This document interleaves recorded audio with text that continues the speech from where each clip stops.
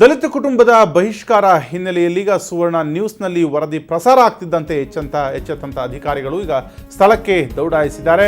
ಶಾಸಕ ಕೊತ್ತನೂರು ಮಂಜುನಾಥ್ ಕೂಡ ಸ್ಥಳಕ್ಕೆ ಧಾವಿಸುತ್ತಿದ್ದಾರೆ. ಮುಳಬಾಗಿಲು ತಹಶೀಲ್ದಾರ್ ಗಂಗಪ್ಪ, ಕಂದಾಯ ಇಲಾಖೆ ಅಧಿಕಾರಿಗಳು, ತಾಲೂಕು ಸಮಾಜ ಕಲ್ಯಾಣ ಇಲಾಖೆ ಅಧಿಕಾರಿಗಳು ಕೂಡ ಸ್ಥಳೀಯ ಪೊಲೀಸರ ಸ್ಥಳಕ್ಕೆ ಭೇಟಿಯನ್ನ ನೀಡಿದ್ದಾರೆ. ಇದು ಸುವರ್ಣ ನ್ಯೂಸ್ ಇಂಪ್ಯಾಕ್ಟ್.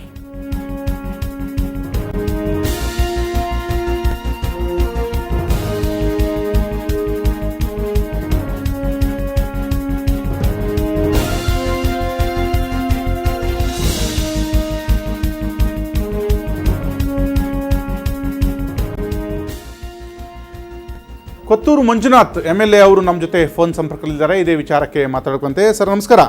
ನಮಸ್ಕಾರ ಸರ್. ನಮಸ್ಕಾರ. ಕೋಲಾರದ ಈ ಒಂದು ಗ್ರಾಮದಲ್ಲಿ ದಲಿತ ಕುಟುಂಬಕ್ಕೆ ಕಳೆದ 3 ವರ್ಷಗಳಿಂದಲೂ ಬಹಿಷ್ಕಾರ ಹಾಕಿರುವಂತದ್ದು ನಿಮ್ಮ ಗಮನಕ್ಕೆ ಈ ವಿಷಯ ಬಂದಿರಲಿಲ್ವಾ? ಸರ್, ಕೋಲಾರ ಅಲ್ಲ, ಮುಳಬಾಗಿಲು ತಾಲೂಕು. ನೀವು ಕೋಲಾರ ಅಂತ ಕೇಳ್ತಾ ಇದ್ದೀರಾ. ಮುಳಬಾಗಿಲು ತಾಲೂಕಿನಲ್ಲಿ ಇವಾಗ ನಾನು ನಿಮ್ ನ್ಯೂಸ್ ಅಲ್ಲಿ ನೋಡಿದೆ. ನಿಮ್ಮ ನ್ಯೂಸ್ ಅಲ್ಲಿ ಬರಕ್ ಮುಂಚೆನೆ ನನಗೊಂದು ಮೆಸೇಜ್ ಬಂದಿತ್ತು, ಈ ತರ ಬಂದಿದೆ, ನ್ಯೂಸ್ ಬರುತ್ತೆ ಈಗ 11 ಗಂಟೆಗೆ ಅಂತ ಮೆಸೇಜ್ ಬಂದಿತ್ತು. ಆಗ್ಲೇ ನಾನು ಇನ್ಸ್ಪೆಕ್ಟರ್ ಅವ್ರಿಗೆ, ನಮ್ಮ ಕೃಷ್ಣಪ್ಪನವ್ರು ಫೋನ್ ಮಾಡಿದ್ದೆ, ತಹಶೀಲ್ದಾರ್ ಫೋನ್ ಮಾಡಿದ್ದೆ, ಆಮೇಲೆ ನಮ್ಮ ಲೋಕಲ್ ಗ್ರಾಮ ಪಂಚಾಯತಿ ಅಧ್ಯಕ್ಷರಿಗೆ ಫೋನ್ ಮಾಡಿದ್ದೆ, ಅಲ್ಲಿನ ತಾಲೂಕ್ ಪಂಚಾಯತ್, ನಮ್ಮ ತಾಲೂಕ್ ಪಂಚಾಯತಿ ಅಧ್ಯಕ್ಷರು, ಅಲ್ಲಿ ಲೋಕಲ್ ಪಕ್ಕದ ವಿಲೇಜ್ ಅವರು ತಾಲೂಕ್ ಪಂಚಾಯತಿ ಅಧ್ಯಕ್ಷರಿಗೆ ಫೋನ್ ಮಾಡಿದ್ದೆ. ಅಟ್ ಪ್ರೆಸೆಂಟ್ ಆಗಿ ಪ್ರತಿಯೊಬ್ರು ಆ ಊರಲ್ಲೇ ಇದ್ದಾರೆ. ಈ ಎಲ್ಲ ಇವಾಗ ಎಷ್ಟು ಹೆಸರುಗಳು ಹೇಳಿದೀನೋ ಅವರು ಬಿಟ್ಟು ಇನ್ನ ನಮ್ಮ ನಾಯಕರುಗಳು ಆ ಊರಲ್ಲೇ ಇದ್ದಾರೆ. ಆ ಊರಲ್ಲಿ ಈಗ ತಾನೇ ಗಣೇಶನ ವಿಸರ್ಜನೆ ಮಾಡೋದಕ್ಕೆ ಊರಲ್ಲಿ ಪ್ರೊಸೆಷನ್ ಹೋಗ್ತಾ ಇದ್ರು. ಆ ಟೈಮ್ ಅಲ್ಲಿಂದ ನಾನು ಫೋನ್ ಅಲ್ಲಿ ಎಲ್ಲ ತಿಳ್ಕೊಳ್ತಾನೆ ಇದ್ದೀನಿ. ಆದ್ರೆ ಊರವರು ಗ್ರಾಮಸ್ಥರು ಹೇಳೋ ಪ್ರಕಾರವಾಗಿ ಇವಾಗ ಪೊಲೀಸ್ ಅವರು ಹೇಳ್ತಾ ಇದ್ದಾರೆ, ತಹಸೀಲ್ದಾರ್ ಹೇಳ್ತಾ ಇದ್ದಾರೆ, ಯಾವುದೇ ಆಗ್ಲಿ ನಮ್ಮೂರಲ್ಲಿ ನಾವು ಬಹಿಷ್ಕಾರ ಹಾಕಿಲ್ಲ.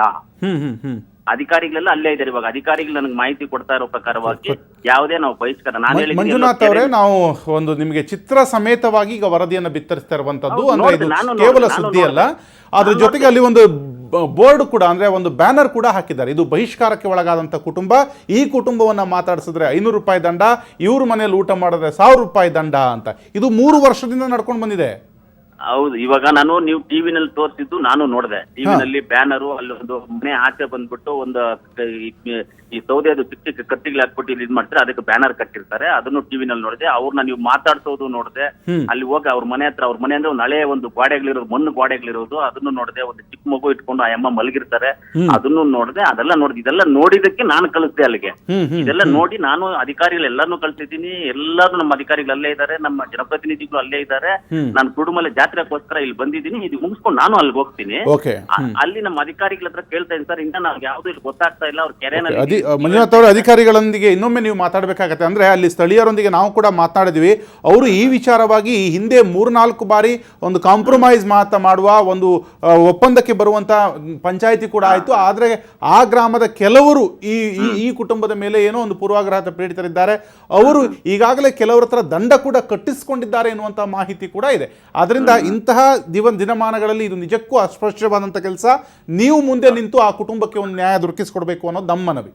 ಸರ್, ಖಂಡಿತವಾಗ್ಲೂ ನೋಡಿ, ಯಾರೇ ಆದ್ರೂ ನೋಡಿ, ಜಾತಿ ನೀತಿ ಭೇದ ಅನ್ನೋದು ಯಾರು ಇಲ್ಲ. ನಾವ್ ಎಲೆಕ್ಷನ್ ನಿಲ್ಬೇಕಂದ್ರೆ ಪ್ರತಿಯೊಬ್ರು ಓಟ್ ಹಾಕಿರ್ತಾರೆ. ಅದು ಒಂದೇ ಜಾತಿ ಅಂತೂ ಓಟ್ ಹಾಕಿರೋದಿಲ್ಲ. ಆದ್ರಿಂದ ಯಾರಿಗೆ ಅನ್ಯಾಯ ಆದ್ರೂ ಅದು ಅನ್ಯಾಯನೇ. ನಾವಂತೂ ಅದನ್ನ ಸಹಿಸೋದಿಲ್ಲ. ಈ ರೀತಿಯಲ್ಲಿ ಇವಾಗ ನಿಮ್ ನ್ಯೂಸ್ ಅಲ್ಲಿ ಆಗಿರೋದು, ನ್ಯೂಸ್ ಅಲ್ಲಿ ಬಂದಿರೋದು, ಇವಾಗ ನಮ್ಮ ಅಧಿಕಾರಿಗಳು ಹೋಗಿದ್ದಾರೆ. ಅವ್ರು ಯಾರು ಮಾಡಿದ್ದಾರೆ ಏನು ಅಂತಿದ್ರೆ ಅವ್ರ ಮೇಲೆ ಅಂತೂ ಕಠಿಣ ಕ್ರಮ ತಗೊಳ್ಳೋದಂತೂ 100% ಗ್ಯಾರಂಟಿ. ಅವ್ರನ್ನಂತೂ ಬಿಡೋದೇ ಇಲ್ಲ ನಾವು. ಪ್ಲಸ್ ಅವ್ರ ಕುಟುಂಬಕ್ಕೆ ಏನ್ ಬೇಕು, ಏನ್ ಸಹಾಯ ಆಗ್ಬೇಕು, ಸರ್ಕಾರದಿಂದ ಏನ್ ಬೇಕು, ಅವ್ರಿಗೆ ಏನ್ ಮಾಡ್ಬೇಕು, ಅದನ್ನೆಲ್ಲ ಮಾಡೋದಕ್ಕೆಲ್ಲ ನಾವೆಲ್ಲ ತಯಾರಾಗಿದ್ದೀವಿ. ನಾನು ಊರಿಗೆ ಭೇಟಿ ಕೊಡ್ತೀನಿ. ಭೇಟಿ ಕೊಟ್ಟು ಇನ್ನ ನಿಮ್ ಟಿವಿನಲ್ಲಿ ನೋಡಿದೀವಿ, ಇನ್ನ ಅಲ್ಲಿ ಹೋಗಿ ಒರಿಜಿನಲ್ ವಾಸ್ತವಾಂಶ ನಾನು ತಿಳ್ಕೊಳ್ತೀನಿ. ಎಲ್ಲ ಅಧಿಕಾರಿಗಳನ್ನ ಅಲ್ಲೇ ಇರಕ್ ಹೇಳಿದೀವಿ. ಯಾರು ಅವ್ರನ್ನ ಬಹಿಷ್ಕಾರ ಹಾಕಿದಾರೋ, ಯಾರು ಅವ್ರನ್ನ ಪೆನಾಲ್ಟಿ ಕಟ್ಸ್ಕೊಂಡಿದಾರೋ ಅವ್ರ ಮೇಲೆ ಕ್ರಮ ತಗೊಳ್ಳೋದಕ್ಕೆ ಇಮಿಡಿಯೇಟ್ ಆಗಿ ನಾವು ಅಧಿಕಾರಿ ವರ್ಗದವರಿಗೆ ಮೆಸೇಜ್ ಕೊಡ್ತೀವಿ. ಓಕೆ, ಈ ಒಂದು ಕುಟುಂಬಕ್ಕೆ ಈಗ ನ್ಯಾಯ ದೊರಕಿಸಿಕೊಟ್ಟ ನಂತರ ಮತ್ತೆ ನಿಮ್ಮೊಂದಿಗೆ ನಾವು ಮಾತನಾಡ್ತೀವಿ. ನೀವು ತೆಗೆದುಕೊಳ್ಳುವಂಥ ಎಲ್ಲ ಕ್ರಮಗಳ ಬಗ್ಗೆಯೂ ಕೂಡ ಒಂದು ವರದಿಯನ್ನು ಮಾಡ್ತೀವಿ. ಅದರ ಜೊತೆಗೆ ನೀವು ಈ ಕುಟುಂಬಕ್ಕೆ ಸ್ಪಂದಿಸ್ತೀರಿ ಎನ್ನುವಂಥ ಭರವಸೆಯೊಂದಿಗೆ ಧನ್ಯವಾದಗಳು Manjunath. Thank you sir, thank you. ಇದು ಕೊತ್ತನೂರು ಮಂಜುನಾಥ್ ಅವರು ಹೇಳಿದಂಥ ಮಾತು. ಕೊತ್ತೂರು ಮಂಜುನಾಥ್ ಅವರು ಹೇಳಿದಂಥ ಮಾತು. ಇವರು ಹೇಳುವ ಪ್ರಕಾರ ಈಗಾಗಲೇ ಅಧಿಕಾರಿಗಳನ್ನ ಆ ಸ್ಥಳಕ್ಕೆ ಕಳಿಸಿದ್ದೀವಿ, ಅಲ್ಲಿ ಪರಿಶೀಲಿಸಿದ್ದಾರೆ. ಆದರೆ ಮೇಲ್ನೋಟಕ್ಕೆ ಇಲ್ಲಿ ಬಹಿಷ್ಕಾರ ಕಂಡು ಬರ್ತಿಲ್ಲ ಎನ್ನುವಂಥ ಮಾತನ್ನು ಹೇಳಿದ್ದಾರೆ. ಆದರೆ ಸ್ವತಃ ನಾನೇ ಆ ಒಂದು ಜಾಗಕ್ಕೆ ಹೋಗ್ತೀನಿ, ಒಂದೊಮ್ಮೆ ಇಲ್ಲಿ ಬಹಿಷ್ಕಾರ ಕಂಡು ಬಂದದ್ದೇ ಆದರೆ ಯಾರು ಈ ಬಹಿಷ್ಕಾರಕ್ಕೆ ಕಾರಣವೋ ಅವರ ಮೇಲೆ ಒಂದು ಕಠಿಣವಾದಂಥ ಕ್ರಮವನ್ನು ನಿರ್ದಾಕ್ಷಿಣ್ಯವಾಗಿ ತೆಗೆದುಕೊಳ್ತೀವಿ. ಅದರ ಜೊತೆಗೆ ಈ ಗುರುಮೂರ್ತಿಯ ಕುಟುಂಬಕ್ಕೆ ಏನು ಪರಿಹಾರ ಬೇಕೋ ಅದನ್ನು ಸೂಕ್ತವಾಗಿ ನಿರ್ವಹಿಸ್ತೀವಿ ಎನ್ನುವಂಥ ಮಾತನ್ನು ಕೂಡ ಹೇಳಿದ್ದಾರೆ.